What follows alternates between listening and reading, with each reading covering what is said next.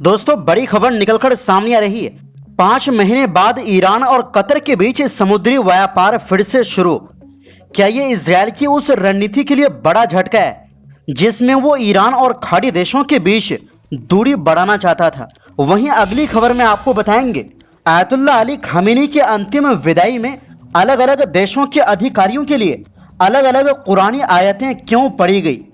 Saudi अरब, Pakistan, Qatar, तुर्की, रूस और चीन के लिए अलग अलग पैगाम क्यों दिए गए, इसके पीछे क्या बड़ा राजनीतिक संदेश छिपा है।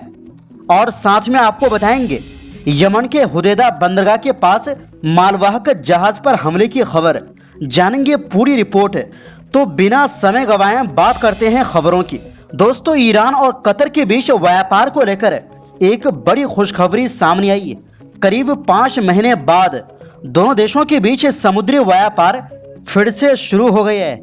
मतलब सीधा दुश्मनों के लिए यह बुरी खबर है, क्योंकि दुश्मन चाहते थे कि ईरान और खाड़ी देशों के बीच दुश्मनी पैदा हो जाए, न ही एक दूसरे के साथ व्यापार करें और न ही एक दूसरे के साथ राजनीतिक संबंध रखे। इजरायल का मकसद था कि ज्यादा से ज्यादा अरब देश उसके साथ ताल्लुकात मजबूत बनाएं और उसे मान्यता दे। लेकिन यहां पर उनके मंसूबे पर पानी फेरता नजर आ रहा है, क्योंकि कतर मिडिल ईस्ट का सबसे पावरफुल देश है और दोनों देशों के बीच व्यापार शुरू करना ये मुस्लिम दुनिया के लिए खुशखबरी है। दरअसल ईरान के व्यापार संवर्धन संगठन के मुताबिक कतर में ईरान के वाणिज्यिक प्रतिनिधि अब्बास अब्दुल खानी ने बताया कि कतर के अल रुवैस बंदरगाह ने एक बार फिर ईरानी सामान स्वीकार करना शुरू कर दिया है। उन्होंने कहा कि पिछले करीब 5 महीनों से ईरान के दैयर बंदरगाह और कतर के अल रुवैस बंदरगाह के बीच समुद्री माल ढुलाई बंद थी।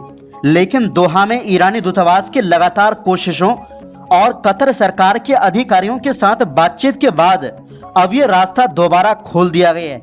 अब्बास अब्दुल खानी ने बताया कि अल रुवैस बंदरगाह कतर में ईरानी सामान पहुंचाने का सबसे अहम एंट्री पॉइंट माना जाता है।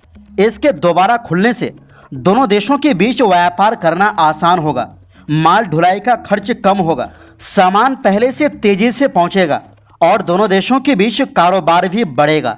उन्होंने बताया कि इस समुद्री रास्ते से ईरान कतर को बड़ी मात्रा में ताजे फल और सब्जियां, सूखे मेवे, खाद्य पदार्थ, मछली और दूसरे समुद्री प्रोडक्ट, अंडे, दूसरे प्रोटीन वाले खाद्य पदार्थ, निर्माण सामग्री, पत्थर, सफेद सीमेंट, खनिज उत्पाद, हाथ से बने और मशीन से बने कालीन समेत कतर की जरूरत का कई तरह का सामान भेजता है।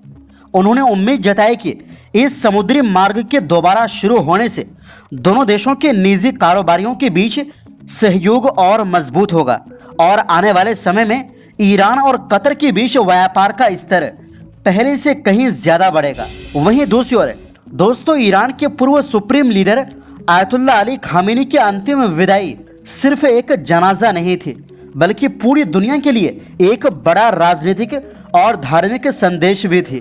तेहरान में हुई इस अंतिम विदाई के दौरान एक ऐसी बात हुई जिसने दुनिया भर के राजनीतिक जानकारों का ध्यान अपनी ओर खींच लिया।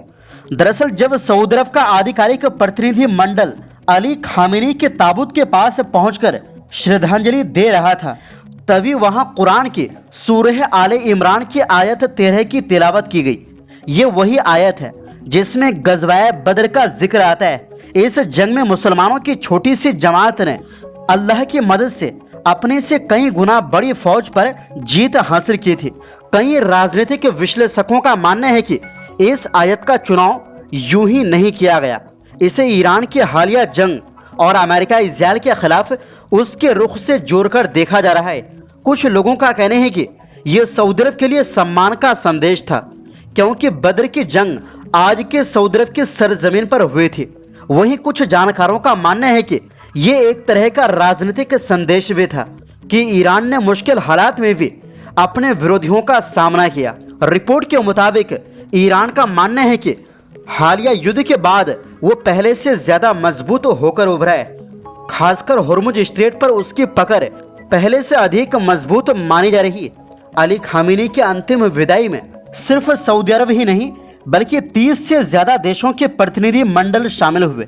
ईरान के लिए इसे ये दिखाने का मौका भी माना गया कि वह अंतर्राष्ट्रीय स्तर पर उतना अलग थलग नहीं है जितना उसके विरोधी दिखाने की कोशिश करते हैं। विश्लेषकों का कहना है कि यह अंतिम विदाई सिर्फ धार्मिक कार्यक्रम नहीं थी, बल्कि एक बड़ा राजनीतिक संदेश भी था। ईरान ने अपने समर्थकों को यह दिखाने की कोशिश की कि देश अब भी मजबूत है, उसके सहयोगी उसके साथ खड़े हैं और वो किसी दबाव के आगे झुका नहीं है। साथ ही यह संदेश भी दिया गया कि ईरान अपने दोस्तों और विरोधियों दोनों को अच्छी तरह याद रखता है। रिपोर्ट में यह भी कहा गया कि अलग अलग देशों और संगठनों के प्रतिनिधियों के आने पर अलग अलग कुरानी आयतें पढ़ी गई और हर आयत का अपना एक प्रतीकात्मक मतलब था। हमास, इस्लामिक जिहाद, हिजबुल्लाह, यमन के हौती, इराक के हशद अल शाबी और अफगानिस्तान के तालिबान के लिए ऐसी आयतें पढ़ी गई जिनमें शहादत, अल्लाह से किए गए वादे पर कायम रहने और आखिरकार कामयाबी मिलने का जिक्र था। इससे यह संदेश देने की कोशिश की गई कि ईरान इन समूह को अपने प्रतिरोधी मोर्चे का हिस्सा मानता है। वहीं रूस, चीन, भारत और मिस्र के लिए ऐसी आयतें चुनी गई जिनमें नेकी, सब्र, अल्लाह की मदद और अच्छे अंजाम की बात कही गई। जानकारों का कहना है कि यह उन देशों के लिए सम्मान और दोस्ती का संदेश था जो ईरान के साथ रिश्ते बनाए हुए हैं। तुर्की के लिए जो आयत पढ़ी गई उसमें उन लोगों की तारीफ की गई जो अपने माल और अपनी जान के साथ संघर्ष करते हैं। जानकारों का कहना है कि यह तुर्की की क्षेत्रीय भूमिका और उसके प्रयासों की ओर इशारा था। कतर और पाकिस्तान के लिए भी अलग अलग आयतें पढ़ी गई।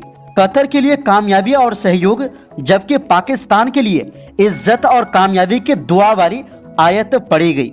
रिपोर्ट के मुताबिक ईरान इन देशों को अपने अहम क्षेत्रीय साझेदार मानता है। रिपोर्ट में एक दिलचस्प बात लेबनान को लेकर भी कही गई। बताया गया कि लेबनानी सरकार के लिए पढ़ी गई आयत में अल्लाह के हुक्म पर अमल और कुर्बानी का जिक्र था।